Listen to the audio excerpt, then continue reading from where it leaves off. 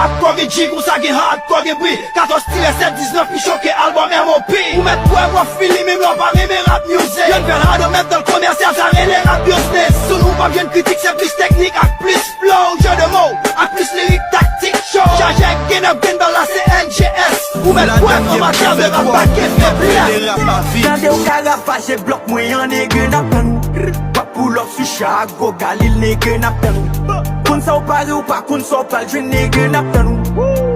Nap dan nou Ma nege nap dan nou Tande ou karafas j'ai blok mwen yon nege nap dan nou Pa pull up sou Chicago Galil nege nap dan nou Kun sa ou pari ou pa kun sa ou pal Jwen nege nap dan nou Nap dan nou